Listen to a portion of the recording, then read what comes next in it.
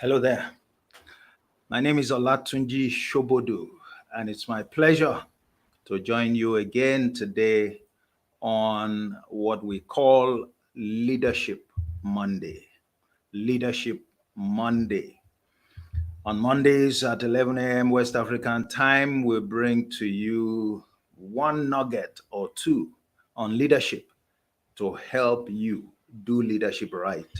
This week, leadership is too important to be handled with levity. What are we sharing today? I want to speak on the subject of uh, stop wasting your time. Stop wasting your time. As a leader, it's important to know when you are wasting your time and to stop it right there.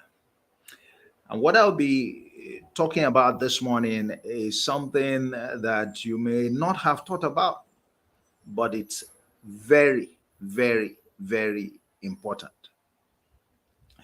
And if you would mind it, then you will be more effective. You would use your time well, you will use your resources well, you would order your priorities aright, you would focus on the things that matter most. You focus on the things that matter most. Do you know that there are leaders who spend a lot of time on members of their team, on certain followers, yet they don't just get any result from the same followers?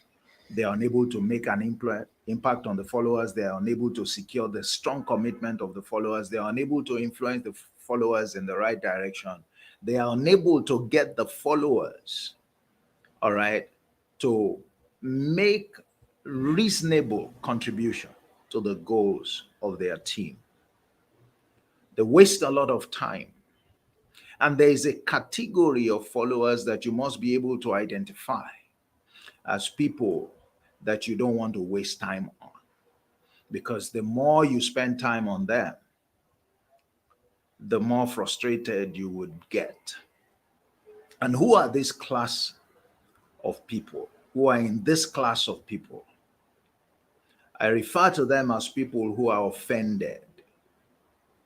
People who are offended. People who are dissatisfied with you in one way or another.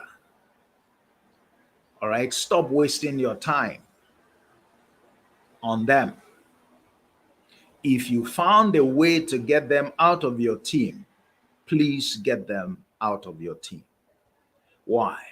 Because when people are offended, they have lost faith in their leader. And when you lose faith in your leader, it's impossible for you to benefit from your leader. When you lose faith in your leader, you can't experience the transformation. You can't enjoy the value that your leader has to offer you. All right? And as you know, we discuss leadership from the point of view of the truth as found in the Word of God. I remember Jesus saying, and blessed are they who are not offended in me, or if you like, who are not offended with me. And he said that in one very important instance. He was making reference to somebody who ought to know better. The same person who acknowledged him as a leader, the same person who understood what his mandate was, John the Baptist. But John the Baptist got to a point that he was so challenged that he must have thought, I mean, how come this my leader wouldn't come to my help? We later got to understand that John the Baptist was offended against his leader. And you and I know what happened to John the Baptist. His future was cut short. When the follower is offended against the leader, the follower has put himself or herself in a place where the future is compromised. The future is compromised under that leader in case the follower decides not to leave and still remains as a member of the team. The future is compromised even if the follower stopped being a member of the team. So, in case you have a leader and you're offended against the leader, you don't agree with some of the positions of the leader, but in reality, the leader is sincere in their approach and in their dealings with you, you run a big risk. You may never succeed in life. Why? That's the significance of offense. And as long as there is offense, any leader that continues to exercise, a lot of effort, to deploy a lot of effort to the person who is offended in their hearts against the leader is a waste of time, because nothing productive will come out of it. Nothing productive will come out of it. There is a lot that we can talk about. It's a very deep, concept. You must be open. You must embrace a sincere and true leader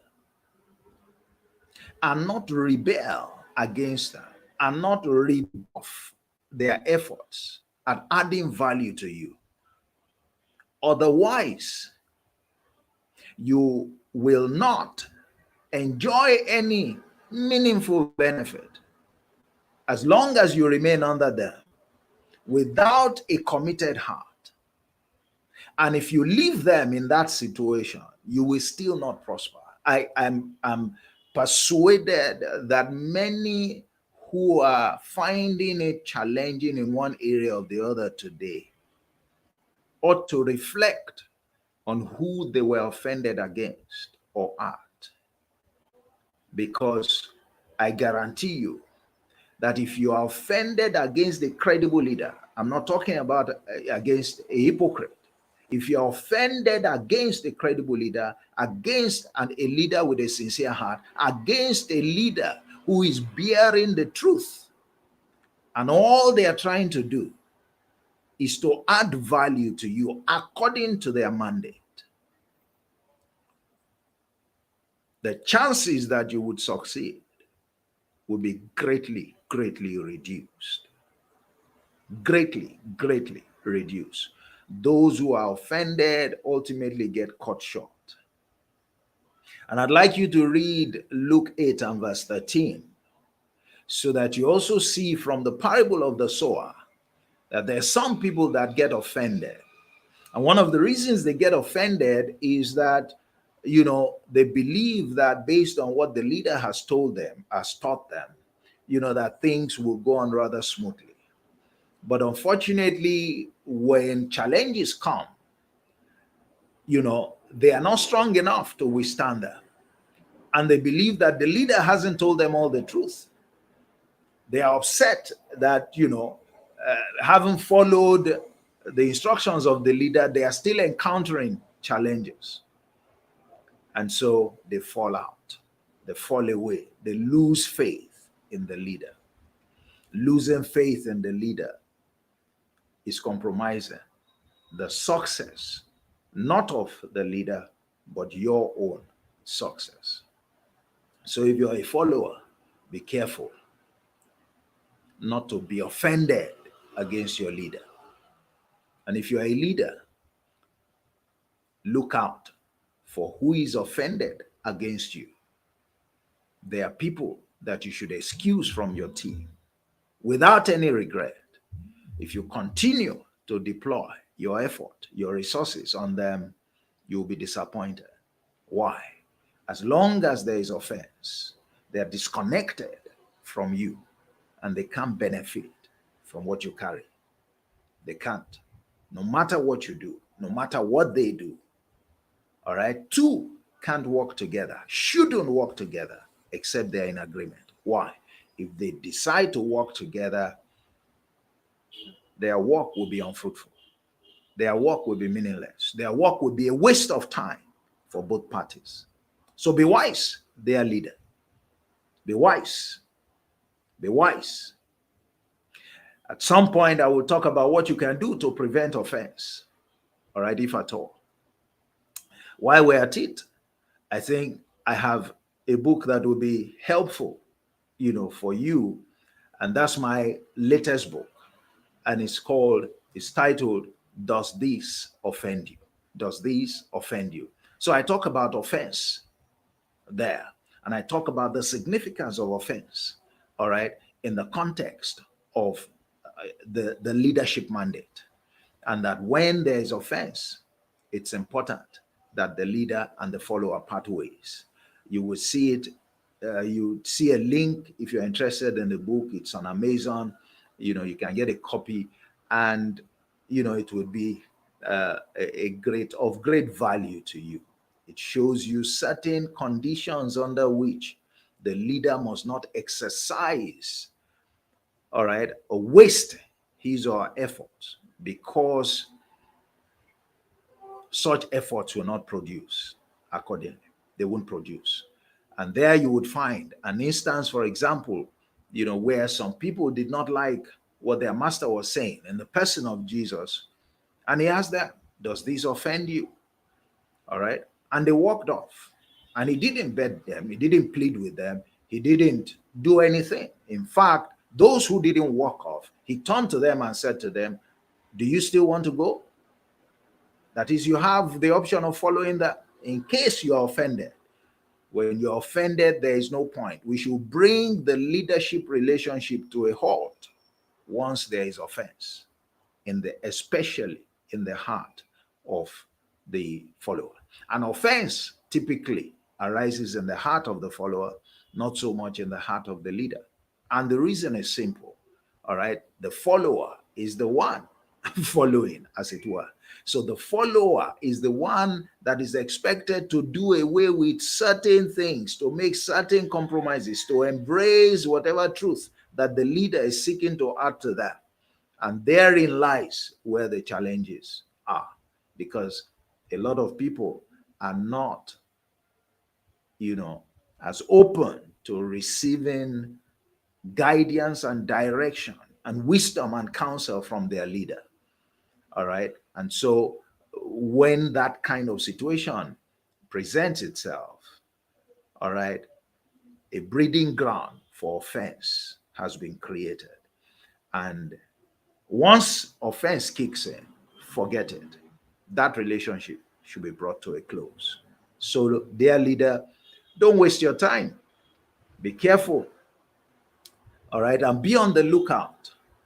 You need people who are committed to you, strongly committed to you, who embrace your truth, who see you for the sincere leader that you are, and who are submissive enough, all right, to believe in you. Those are the ones that you should expend your energy and resources on, not the ones who are offended, who would ultimately be rebellious, who have no faith in you, and who will not benefit from what you have to offer. That's what I'd like to share with you this morning on Leadership Mondays. That's the nugget for you. Don't waste your time. Look out for the heart of offense. And where you find them, kindly excuse them from your team. They take away from you, from your work. They undermine your ability to deliver. That's what they do. That's what they do. Finally, you must have heard Jesus got somewhere, and we're told he could dare do no mighty work. Why? Because of their unbelief. They were offended at him. They were offended at him. Wait, who is this talking? Is this not the carpenter's son? Big deal. And that ruled them out of gaining from what he had to carry. Unfortunately, these were people who were related to him, people of his household, who ought to have been the first beneficiary. That's the way it is with your team members, those who ought to know what you carry, who ought to embrace you and appreciate, what you're trying to add to their lives. You may be surprised that they are the ones who turn their backs. They're the ones who go behind and say different things. They're the ones who refuse to cooperate with you. All right. And when you find that, excuse them from your team. Give them the opportunity to go and work with some other leader. But as long as you keep them and they don't have a change of heart, I'm concerned for you, because you will be wasting your own time. It's Leadership Monday, and we've been talking about the subject, stop wasting your time, dear leader. And my name remains Olatunji Shobodu. Olatunji Shobodu. And I hope you've subscribed to my channel. We'll meet again on Thursdays. It's 11 a.m. to 11:30 West African time. And there I'll be sharing with you on leadership, on the subject of leadership, for 30 minutes. Ours is leadership nurtured by truth. Leadership nurtured by truth. And you may be interested in our Profit from Parables Bootcamp. It's starting on the 1st of April. You can join me. Let's walk through the 38 parables of Jesus, and I'll be drawing out leadership lessons that will touch you in at least 9 areas of your life.